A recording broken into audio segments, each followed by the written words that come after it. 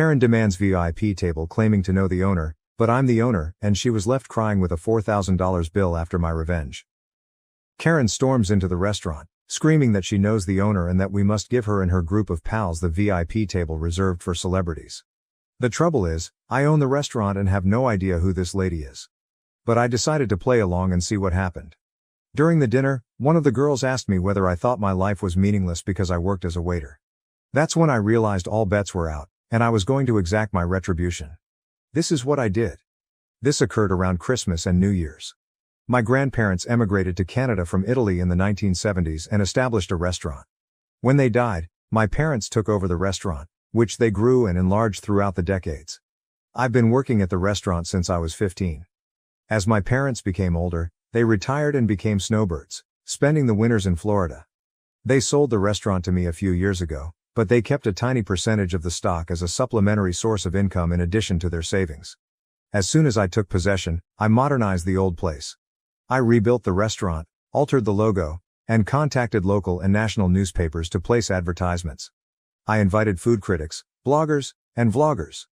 It was slow at first, and I began to fear that the loan I took out to undertake all of this was the worst mistake I'd ever made, that I had ruined 3 generations of a family company. But soon, it began to work. A local semi-famous YouTuber included us in one of his videos, which prompted more people to visit and review us. Even on a Monday, we were quickly seeing 5 to 10 times the regular volume of activity. We became a destination for large events, and it was not uncommon for a celebrity to stop up on certain evenings. I even invited certain high-profile clients to visit and cook for our guests. This cost a fortune, so we were completely filled for the holidays. People had to make reservations in July to get a table in December. It took years to get to this point. When things become busy, I don't simply sit in the back office. I'm on the floor doing whatever needs to be done, whether it's greeting customers, bussing tables, or mopping the floors. On nights with high-profile guests or events, I wear a jacket and take charge. One night, 6 women walked in. 5 of them appeared to be in their early 20s, with the leader looking to be in her mid-20s. My best assumption was that she was an elder sister of one of the females or an older sorority sister to incoming college students. I was greeting them at the entrance, and as they approached, Queen Bee Karen was telling the baby Karens how fantastic this restaurant is, how delicious the cuisine is, and how there might even be celebrities there. When she approached me, she explained that she required a table for 6. I responded, "Of course, can I get the name on the reservation?" She stared at me. She responded, "Oh, I didn't make one, but it's okay. The owner is a personal friend of mine. He said he always keeps 1 or 2 tables open for special guests and we can have one of those tonight." This is true for many high-profile restaurants, and I've been doing it recently as well. But I had no idea who this woman was, and she had never discussed any of this with me. I understood she was attempting to get in without a reservation, but she had chosen the worst person to try this with. I told her, "I am sorry, but we cannot seat anyone without a reservation. As you can see, we do not have any seats available." I didn't want to go all out and say, "I'm the owner, and we have never spoken before, so I never promised you anything." But I didn't want to embarrass her in front of the other girls she was with at the time. She then instructed one of the other girls to take a picture of me. She announced that she would speak with the owner and ensure that I was either scrubbing toilets or fired by the end of the week.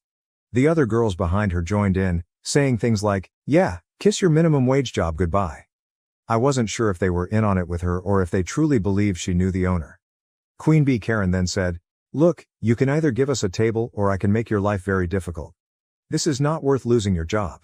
She kept pointing, trying to belittle me, and then saying things like, "Obviously you aren't anyone here, because if you were, you would know who I am and never try to tell me anything other than yes or, of course."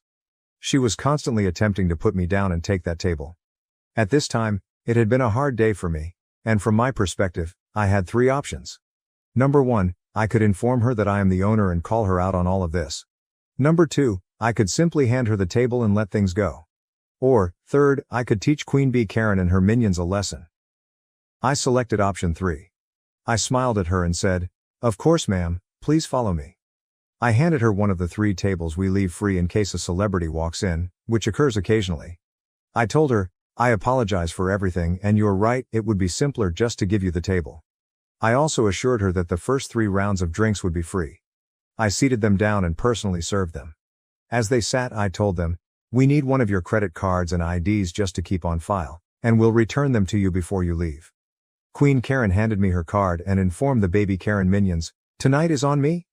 I took their orders, gave them their free beverages, and informed them that due to how busy we were tonight, the meal may be delayed. The females only worried about the free drinks. They ordered 3 rounds and still hadn't received any food. They eventually called and asked me to check on it, all while giving me the worst attitude since they arrived. I told them I will look into it, but also asked if they wanted additional drinks. They ordered 2 more rounds. They were sloshed by the time the appetizers arrived, having done nothing but drink on an empty stomach for the majority of the night and just eating salads. As more food arrived, more beverages were ordered. What these girls didn't realize was that they were at our VIP table, which normally costs a few $1,000s to sit at, but I didn't charge them for it. Except for the first 3 rounds, I charged them for all of the extremely costly cocktails they had throughout the evening. Furthermore, the table they were sitting at, as previously stated, was VIP, thus the menus were different. Prices are not displayed on these menus.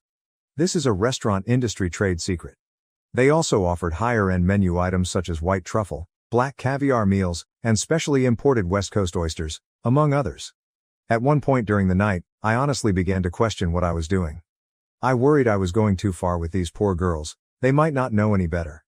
But certain things encouraged me throughout the night, such as when one of the baby Karens questioned whether I thought my life was pointless because all I ever became was a server. Also, one of the other staff told me that they were planning how to mess with me, believing that they could do so whenever they wanted and that I would always give them a table. I overheard them say, "He's cute, but I wouldn't date a waiter like that. He is such a pushover." There were other comments like that throughout the night, so I continued with their life lesson. By the end of the night, each female had built up a bill ranging from $500 to $600. I handed Queen Karen the bill for $4,232.23, which included tax and tip. I've never seen somebody sober up this soon. She went from smiling and giggling with her buddies to almost in tears. She immediately summoned me over and asked whether this was a joke. I took the bill, looked it over, and apologized. "I'll get you the correct bill amount." Again, she seemed completely relieved, assuming she had received someone else's bill, and called me a effing idiot, before continuing to talk to her pals. When I returned to give her the right bill, she flipped out again. It was only a question. "Is there something wrong on this bill that you didn't order?" She and the girls were stunned and went over every single line of the bill, including the initial several lines that listed their original 3 rounds as complimentary. They then got out their phones and went over everything 100 times, adding it all up. Queen B, visibly startled, just remarked, "1 second, I need to use the restroom."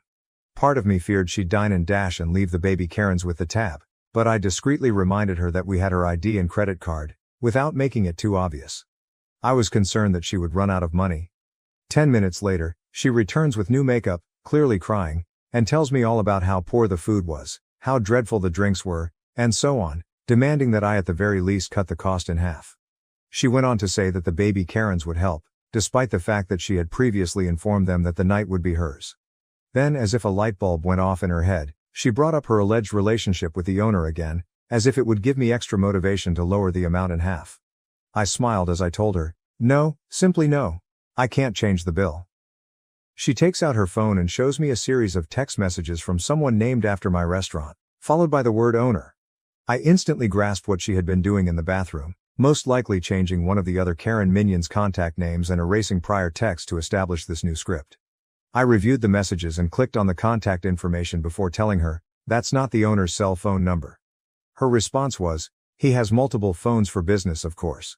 You do not know all of his numbers." I replied, "How about this? If we call him and he says it's okay to take 50% off the bill, then I'll do it." Her response was to begin ranting and screaming, which drew the attention of the few remaining patrons, and I knew it was time to finish this. I told her in a less conciliatory tone, "Cut the crap, little girl. You do not know the owner. You've never been here before, and if you continue ranting, I'll call the cops."